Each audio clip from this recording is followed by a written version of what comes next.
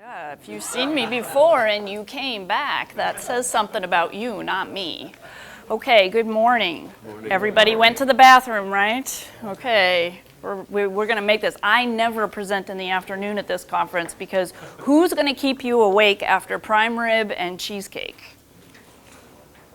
It's pretty tough, but this morning you should have enough caffeine. We should be able to get going. So Robin was introduced to you earlier. She and I have been working on this project. We got a little bit waylaid because of the Farm Bill last year, but this is a project that we've been trying to put together for about 2 years now. And the motivation for it is that when I came down here about 2011, it was in August of 2011, so about 4 years ago, it was a little bit of an initiation to me to find out that all the pasture down here seems to be rented on a $1 per acre basis. In fact, I'd be really curious to know if any of you have any clients or know anybody who rents on a $1 per head or $1 per AUM basis. Anybody? We got one. Anybody over here?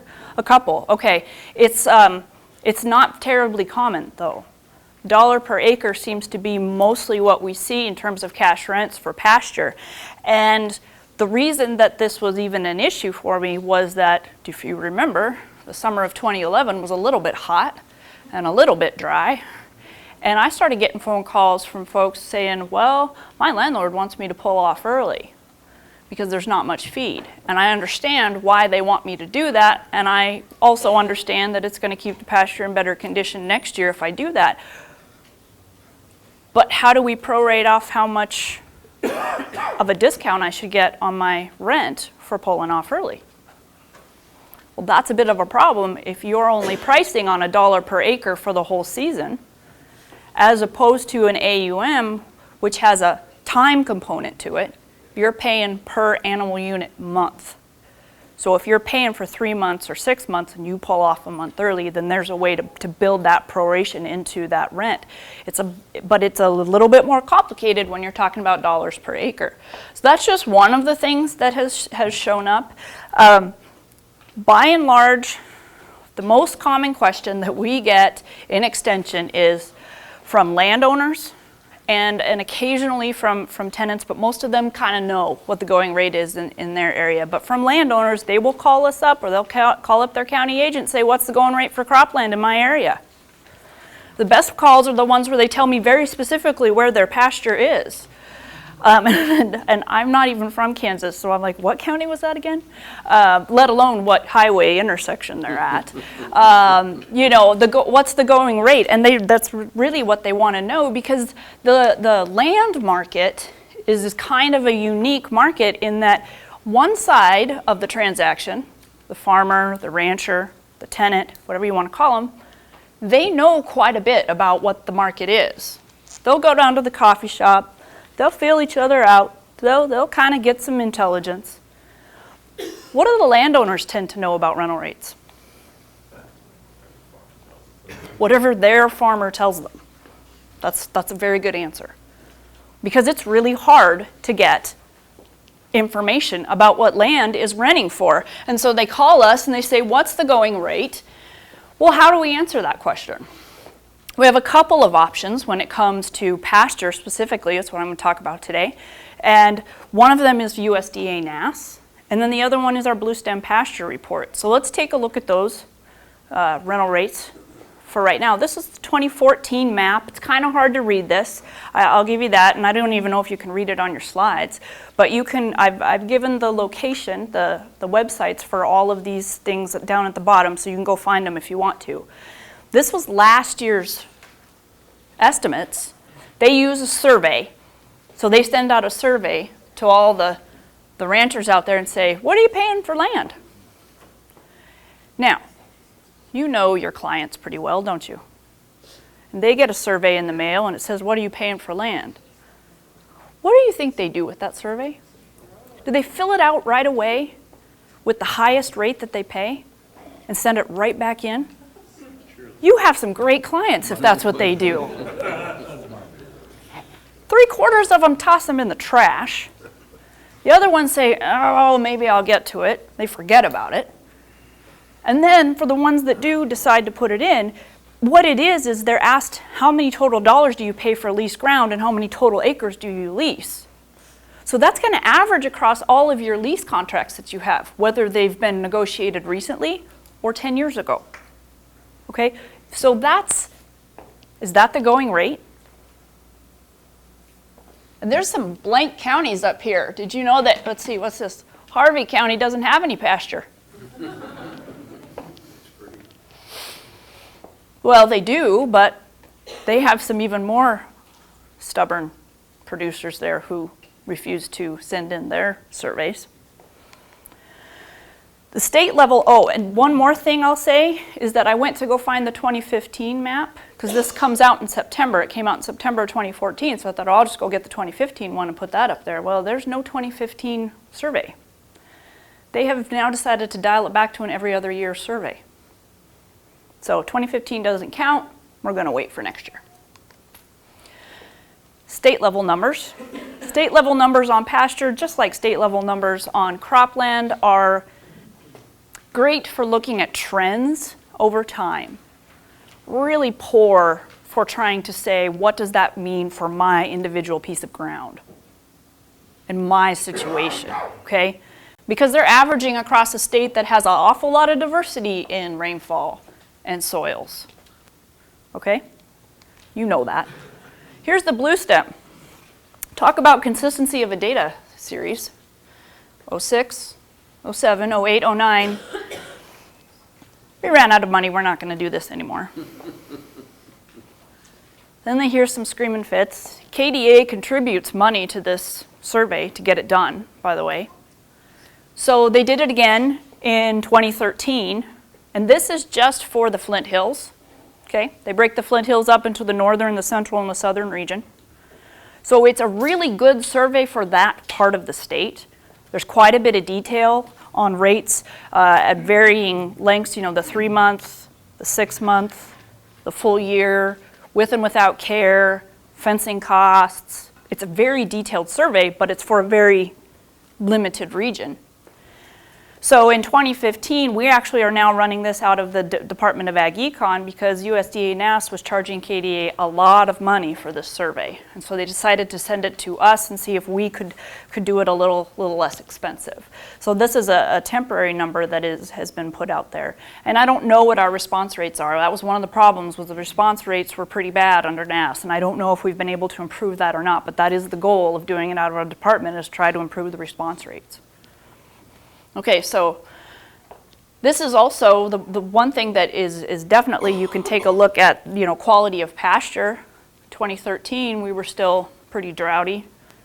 2015's pasture has been much better condition. And I can vouch for that.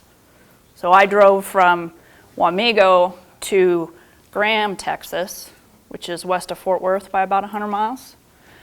And there's more feed between here and there in the end of July than they have animals to graze it, okay? It was absolutely beautiful, and I'm sure that I won't see that again anytime in the near future, but it was beautiful. Now, here's another source of information. When Robin was up at the River Valley District, which is Clay, Cloud, Republic, and Washington counties, did I get that right? Yep. Woohoo! All right. River Valley District, they put together their own survey just for their area. Again, they're getting these questions, they want to have an answer, so they send out a survey to their producers. And here's what we get from them that we don't get from USDA or from the Bluestem report, which is a histogram of the responses. What you get from USDA NASS is something like the 2388. You get the average.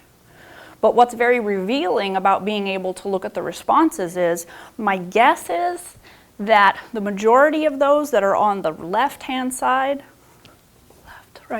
left-hand side are the old leases, and the right-hand side are probably some of the most recent leases to have been negotiated as of 2013, okay? So this is the problem that we face with publicly available data. It's limited, it tends to be lagged in time. We aren't going to even get any county level stuff from USDA till 2016. And even though the River Valley District has something to pull from, again, that's specific to those 4 counties, all right? And not every county is going to do their own individual surveys. Surveys are a pain in the butt, okay? They take a lot of time and energy, and it turns out that nobody likes to fill them out. They're frustrating. Tucker? You don't like them either. Yeah. Another option that we have is to say, well, and we did this on the crop side, and it's actually very revealing because it's not the same thing as a survey. It doesn't tell us what's been going on, but it gives us some sense of where we're going. And it's by taking a budgeting approach and saying, what does it cost to run cattle, given today's current input prices and labor costs and land costs? What does it cost to run cattle, and what's my expected returns on those cattle? And then can I come up with something that maybe gives me an ability to pay? You know, here's the amount I could probably afford to pay, given current market conditions. That seems like a good starting point for a negotiation on a lease rate, doesn't it? I mean, intuitively. And you take all of that and you throw it into a decision tool or a spreadsheet, and this is the only audience that I ever speak to that gets as excited about spreadsheets as PhD economists do. Because spreadsheets are cool, right? But it's really hard to convince non-spreadsheet users that that's the case. But to throw it all in, and what's that word? Oh, thank you. I had to look it up. I wasn't sure how to spell it. You get something that the goal is to get your ranchers and your landowners to sit down and look at those numbers, look at those production numbers, look at the productivity of that ground and say, here's the potential, here's the profitability potential on that ground. Let's talk about that as a basis for lease rates, as opposed to going to USDA NAS and a survey. That's a pretty good conversation to have. It also is a very powerful tool for demonstrating the economic value of good pasture versus poor pasture, okay? I would like to see us avoid getting into that $15 an acre, $15 an acre, $15 an acre, $15 an acre. Oh, inflation says we should be at $16 an acre, $16 an acre, and that's what we do every year. That's certainly attractive if you like to know exactly what you're going to pay for your pasture. It's very attractive if you're in a situation like we are now where the value of that pasture land is really high, but you've locked in $15 an acre for the next 10 years. That's a good situation for your ranchers, isn't it? Not so much for the landowners. Let's talk about something that has some dynamics to it. Oftentimes the phone calls that I get from landowners are not, how can I get the most money possible from my tenant? I do not get those phone calls, okay? The phone calls I get are from people who say, I have a really good tenant and I want to keep them and I want to be, they use the F word. Fair. I want to be fair. And I say, well, life's not fair. That's what I tell my 5-year-old. Life's not fair. You have to go to bed. Okay, but they want to be fair. So I take that as, well, then you want to be in a situation where you guys are talking about the profitability, and that's going to go sometimes up, like it is right now, and it's going to go down, okay? But we don't get out of whack. And by out of whack, I mean somebody's kind of getting the short end of the stick. Okay. Personally, I think that our best bet is to move this away, at least in the thought process, move it away from what's it worth on a dollar per acre, and let's talk about what it's worth in AUMs, animal unit month. Okay, that's a normalized measure that tells us essentially your stocking rate. How many head of a certain weight of animal can that pasture support for the season? And the more animals that you can support, the better the pasture. The more money the rancher is going to be able to make off of it, right? And the worse the pasture, the fewer animals. So we're going to start talking about stocking rates and rewarding good land management. I want to give those landowners an incentive to take care of their weeds. I want to give those landowners an incentive to make that ground as productive as possible because they're going to get paid more. That's what they need. Now, the ranchers have an incentive as well, but there's some work required on their part to do it, and so they need to have a good relationship with their landowner in order to make this all work. Okay, so this is my new goal for the next 20 years, see if I can get one person to switch to an AUM-based lease. I'll let you know if I'm successful. Okay, so what do we need to do this? We need expected returns. So we need to know, especially if we're talking about stalkers, what are you paying for them when you put them on, and what do you think you're going to sell them for when you pull them off? We need to know who's paying for what. Okay? Because there are a bazillion different ways to negotiate a lease. And you know this because every lease you'll ever look at will be different. Somebody will want to pay for this, somebody will want to do that, right? Well, we can account for that. We just have to assign who's paying for what. And then the most important thing, and the reason why we did this for cropland a couple of years ago and we put off doing it for pasture, where do I get information about productivity?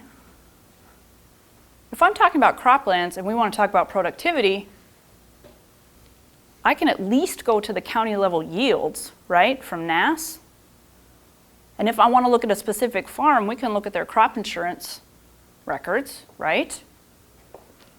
But where do you get that for pasture? That's the tough one. That's the tough one. So we are partnered up with NRCS and trying to figure out resources for landowners to be able to go and find out what their pasture actually has in terms of productive capacity. And then also we want to account for things like different rainfall conditions because during drought years, even the best pasture is not going to produce as much, okay? This is a really cool website put out by NRCS. NRCS will let you go out here and select where you live. You start by state, you can narrow it down to county, and then you start going down to your pasture, and you can specifically click on the pasture boundaries. And what it's going to tell you is the soils that you have in that pasture, the water holding capacity, and it's going to tell you all the different range units that you have in that pasture. So we have, I don't know, something like 12 MLRAs in the state of Kansas. I'm going to show you a table for MLRA 76, also affectionately known as the Flint Hills. Because, well, it's just flat out depressing to look at productivity for that part of the state. Okay, so here is a table that shows you the productive capacity for all the different range sites in MLRA 76. How do they know that? Well, you know what they did? They hired a bunch of college students for the summer, gave them some scissors and some brown paper sacks and said, go out and clip here, put it in the bag, seal it up, send it back to the lab. We're going to air dry it and then we're going to measure it to see how much forage is in it. And then I want you to step over 10 feet and I want you to clip. What a fun way to spend the summer, right? You're going to get a tan and go nuts, I think. But we have incredible detail on what kind of forages are available for the entire state. So you take this, and not only do we know what's available, we have a range. So some of these range sites have quite a bit of variability in them, and some of them have less. This unfavorable, normal, and favorable is meant to represent rainfall, right? Can you think of any other thing that might take NRCS's measurement of what a range site would look like under normal conditions and what would make it unfavorable besides rain? So I live in Wamego, and every day when I drive home, I drive on Highway 24. And on one side of the road is some Flint Hills pasture, the little bit that doesn't have houses on it yet, right? And on the other side of the road is the same damn pasture covered in cedar trees. Okay? So there are reasons you would be in unfavorable productive capacity that have nothing to do with the weather and have everything to do with maintenance. Okay. You take the forage available, well, now we have to make some adjustments because forage available could be used for haying or for grazing, right? So how much forage is available? We saw the chart for that. What kind of conditions are we facing, either from Mother Nature or from our own management practices? When it comes to grazing, we take half and we leave half so that we keep our pasture in good condition for the following year. And we have a harvest efficiency rule that we're going to assume here of 25%. You'll notice that I didn't use the more technical term manure because, well, I have a 5-year-old, so it's poop. But that's the difference between haying it and grazing it, okay? Cattle are going to take out some of it just simply by being on top of it. All right, so we know that we're going to, here's the productive capacity, we're going to take half, leave half, and then there's only 25% efficiency on what's left. Okay, so we know all that. Now we're going to stick it into our spreadsheet, and we have a couple of pieces of information. Blue is what you provide, black are formulas. We're going to ask you to tell us when are you planning on putting those cattle on and when are you planning on pulling them off. How many acres are we talking about for this pasture? Put that information in there. You're going to get, for your pasture from NRCS, that information right there on the production per acre. And then we go through and do the calculations on harvest efficiency and what we expect is needed for pounds of forage per AUM and the amount that we think that you can those cattle can consume per day. And that information comes mostly from K-State animal scientists who have studied this kind of stuff and give us these benchmarks, these rules for doing these calculations, okay? Now, that very first step is the hardest. That very first step of saying, I'm going to go out and see what my pasture's productive capacity is. So that's the hard part. The rest of this is not that hard. I'm going to fall on my butt if I'm not careful. Okay, are we talking about cows? An AUM is a 1,000-pound animal. How many of you have seen a 1,000-pound mother cow recently? Okay, not too many. Probably down in New Mexico, maybe. They have smaller mother cows down there. But we like them big. Put them at 1,400. We also know that they're bringing their calf with them, and they're probably around 250 when we put them on, and we hope that they're sitting at about 550 when we take them off. So is that an AUM's worth? Is a pair equal to an AUM? No, it's nearly 2. Okay, so that's important to know. It also matters if we're talking about stockers. They're coming on at 550 and hopefully leaving around 750. Is that an AUM? No, it's more like 2/3. Okay, so the number of head that you can put on your grass depends on what kind of animals we're talking about. Now, we need to know expected returns. Okay? What do we think that the producer can make off of these cattle? We've already figured out our stocking rates and what we're going to put on there.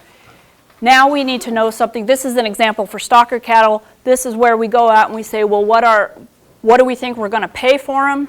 And what do we think we're going to be able to sell them for? Well, the best place to get that kind of information is from the futures, right? And to make it a little bit easier for folks, we're going to direct them to this website, beefbasis.com. All right, and there's a value of gain table in here where you give them a sell date and days on feed and average daily gain. It basically will kick out for you the 2 numbers that you need. And by the way, I think we're going to have Robin do a video that steps people through how to get all these pieces of information, because while it's intuitive to somebody who uses these things all the time, when I try to step a landowner through this, it might take a few tries, okay? But this information is updated daily. So it doesn't matter when we're trying to do this, it's always going to be available. Okay, production costs. We have KSU budgets for livestock. They're statewide. This is a statewide average on these production costs. So there is going to need to be some adjustment done for your area, okay? And the adjustment might come in the form of, all right, well, is this a year where you're expecting to do any supplemental forages? Do you typically provide any other grain supplements? Are you putting mineral out? Who's paying for the labor? How much labor are they providing and who's paying for it? I didn't show it here because it doesn't fit, but there's a little spot over here where you can basically say 100% of the labor is provided by the tenant. Or you can switch it to say 100% is provided by the landowner, okay? So you have the ability to be flexible with that. What else do I want to say? Oh. Hello. Thanks, okay. This is the landowner costs. What's the primary cost that the landowner covers? What's the landowner's biggest contribution to the operation? It's not a trick question, right? We'll try this again. What's the landowner's primary contribution? There we go, the land. You guys are quick. All right, so we have to give the landowner credit for the land that they provide to the operation, right? Production cost, we always think about the cost of the cattle and the cost of the feed and the cost of the vet bills. But you have to account for the cost of the land as well. And essentially what this is doing is this is coming up with estimated shares. It's like a crop share calculation. We're doing it for pasture. Contributions are calculated on shares. Then we can simulate the impacts from any changes in the lease agreement. Sometimes people say, well, I want to know what the lease rate should be if I'm paying for this, or if they're going to pay for this. Okay, so go in there and make those changes. I had a gal call, well, let's back up. I had a lady's son call me. Son lives in Ohio. He says, my mom is running the family's ranch, leasing out the pasture, and I don't think she's getting a fair rate. And I said, well, that's fine. You can have her call me. If she wants to call me and talk to me, that's fine. She's in Leavenworth County. Her husband has died. She and her husband used to ranch that place, and she's leasing it out. She is very empathetic to their tenant. She wants to make sure that she knows how hard ranching is. She knows how hard it is to make money. And I told her, I said, that's fine. What we're going to talk about here is potentially going to up your rent for the next couple of years, given cattle markets. But I said it will also bring it back down if conditions change. So this is a fair way to do it, where I'm not telling you that you need to ratchet up the rent and then leave it that way. What was fun and interesting about that particular one is she kept reiterating to me, yeah, but he pays the full cost of the fertilizer. It's tame hay, and they fertilize it. And I don't remember what the productive capacity was. I don't remember what the pounds of hay was, but it was like triple. Anything you see in the rest of the state, it was the most productive grass. It was amazing to me how much grass they can get off of pasture in Leavenworth County. But she cared very much about making sure that we accounted for the costs that everybody was paying. And then this is what you kick out. You can do this table on an AUM basis. I'll also show it to you on a dollars per acre. So if you still want the rent calculated on a dollars per acre basis, we can do that, no problem. We're just going to convert it based on your stocking rate. And the calculator will do that for you. You don't have to do that. But here's a couple of things to take away from this. Number one, here is the rental rate estimated as the amount the producer could afford to pay if the pasture is in poor shape. Here it is if it's in normal condition, and here it is if it's in favorable condition. If nothing else, just talking about the variability in what you can afford to pay based on profits when you're looking at good pasture versus bad pasture, whether it's due to management or it's due to drought. This is holding cattle markets, holding all those prices constant, okay? What incentive does the landowner have? The landowner's costs don't go down, and they don't cover their costs unless they can get enough cattle on there to generate enough rent. So what's the landowner's incentive? I think it should be to increase productivity, to get more animals on there. The other option is just to put more animals on there this year, graze the hell out of it, and then walk away. Okay? But if you want this to be a repeated exercise, we want to increase the productivity. We understand the landowner cost. Okay, so the landowner costs essentially are fixed. The landowner costs were the opportunity cost on their land. I think we had it as, we had fencing costs, we had clearing out ponds, which we allocated for an annual cost, even though we know that's something that might only happen once every, say, 5 years or something. So we kind of budget it for a longer term cost. I don't remember if there was anything.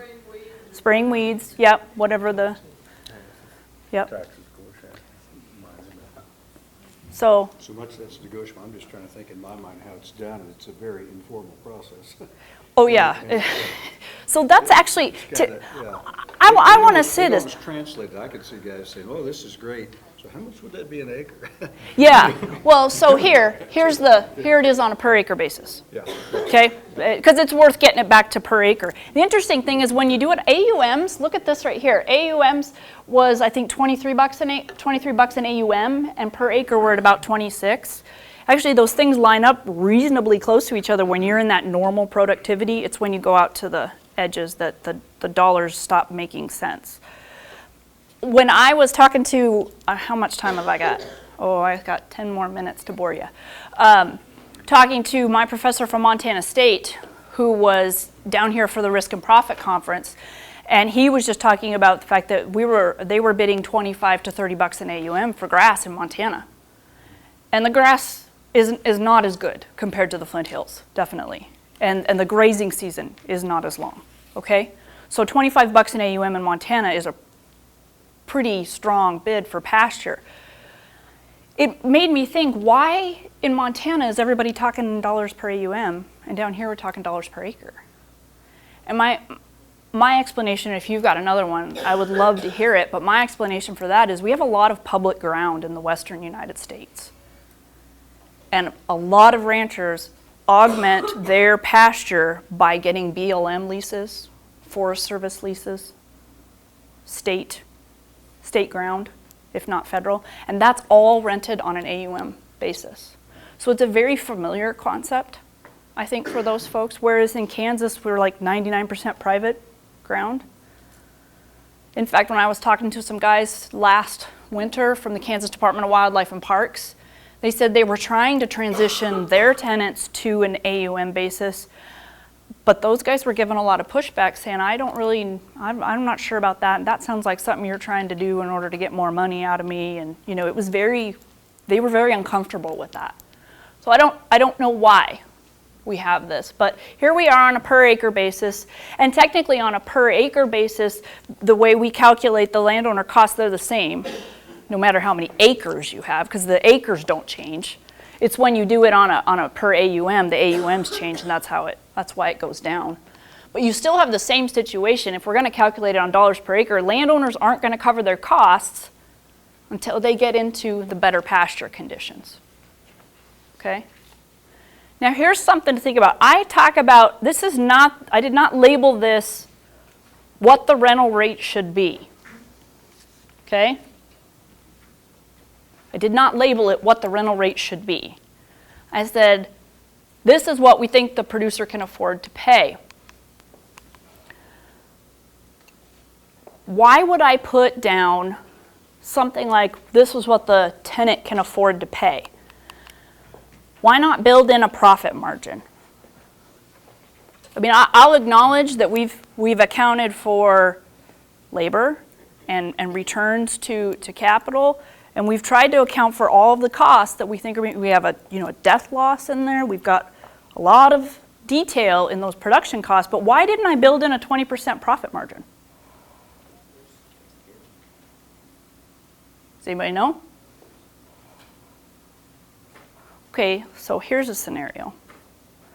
People are making good money on cattle right now, right? Agreed? Okay. Let's say I've got an extra $100 in my pocket.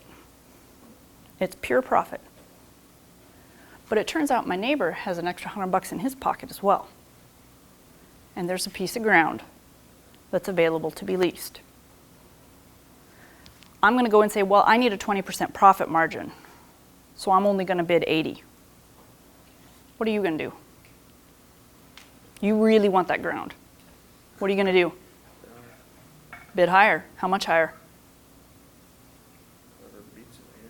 So maybe 85. And then I say, fine, all right, I only need a 10% profit margin. I'll give you 90. 95. Is this starting to sound like an auction? Take a look at this. This is from KFMA data. Okay, this is the profitability of running stalkers. Now it's kind of an average, right? So there's going to be some folks who are doing better and some folks who are doing worse. But that's kind of the long run where we're sitting at basically a zero economic profit. And something that you'll see, this is 2005 through 2013. If we look at the rents all the way up through 2013, they're pretty stable. But we see this big jump up between 14 and 15. Why would we see a big jump up in what people are willing to pay for pasture? Cattle prices. Well, let's update that chart. How do you not make money with cattle right now? Assuming, of course, that you didn't just buy those bred heifers, okay? Assuming that you had your own herd to expand, or you were already in the business. How did oh, sorry, I didn't mean to I didn't mean to expose your business strategy there. That's why rents are going up, because you and I have profits. And I'd love to work in a profit margin for you. And if you don't have to bid in a competitive arena for that land, then you can keep that profit. Or if you'd like to be real nice to your landowner and make sure that they don't go anywhere, you might give a little bit to them. But this is the nature of the game, okay? This is what happened to cropland between 07 and 13. And now ranchers are having heart attacks with what they think they're going to have to pay for ground for new leases. Okay. You have to start with the assumption that not all pasture is created equal. And I think my producers know that most of the time, but my landowners just don't necessarily know that. Or they know it, but they're just not sure how to determine where they're at. Okay, so we wanted to give them the ability to try to figure that out. Now, I'm still going to get this question. That's real nice. Thank you for all the work that you do. Now, what's the going rate? Okay, that's still the fundamental question, and I'm going to have to push right back and say, well, okay, so my extension agents, we're going to try to go through this tool. We're going to talk about options that we have for collecting the data in order to be able to make this happen and give them the ability to demonstrate that those pasture lease rates need to be more localized, and they are in reality. So let's try to figure out what the going rate is for your particular pasture, given market conditions with cattle and so forth. If this all seems a little bit intimidating, then I just say call up your local NRCS office. Tell them you would like to have them come out and help you figure out what the productive capacity is on your pasture, and they will come out for free. It's like they don't have enough to do or something. They will come out for free, and they will do a clipping on your pasture. And then they will say, and if you are interested in putting together a grazing management plan, we can help you with that too. Wouldn't you need to do that over some years in order to get? Absolutely. There is very little with pasture that's going to get done like that, okay? Just to build a database, it's a long-term project. Very long. It's like, but with cropland, it's the same way. There are some things you can do to cropland that will affect it in a very short run. And then there are other soil amendments and terracing and things that you do that have longer term impacts, okay? But how long do you think our typical leases are for pasture in the state of Kansas? Year. How long do you think the leasing relationships are? Oh, wait, that's what I meant, sorry. 20 years. That's plenty of time. Generational almost. They're generational. Here's the thing that concerns me. I'll share one more thing with you. We sent around some surveys last year to our KFMA members. We asked them to tell us about their most economically important lease. We said, pick one. Cropland, pasture, whatever it is. Tell me about it. Tell me the terms. Tell me something about the productivity of that land. Poor to excellent. And they gave me some other information. Well, I got back almost 200 surveys, which is pretty good. And I had a pretty healthy chunk, about 60 to 65 pasture surveys. And by the way, they were all on dollars per acre, okay? And they all answered the question of how good is the pasture. But when I put them into a regression, which is where I take the dollars per acre and I regress it on things that should affect dollars per acre, like productivity. Well, on the cropland side, higher productivity land goes for higher cash rents. There was no statistical correlation between productivity of pasture and the rent that was paid.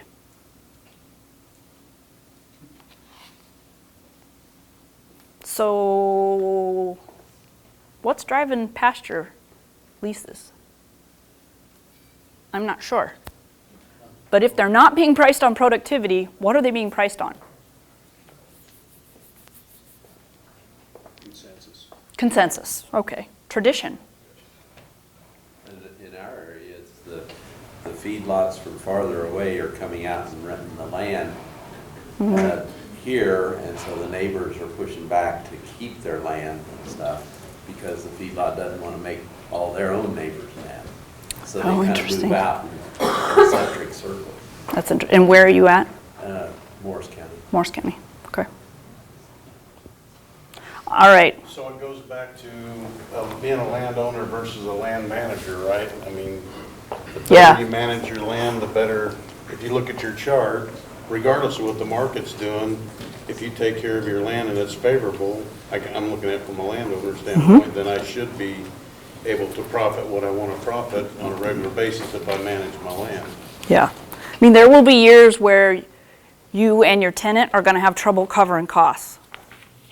And there will be years when you will both be able to get a pretty healthy return. But relative to other people, yeah. Yeah, this is definitely a long-term management strategy. And I know it's not going to appeal to a lot of people, but I really feel like when I get those questions from landowners, they say they want to be fair, and I think that's great.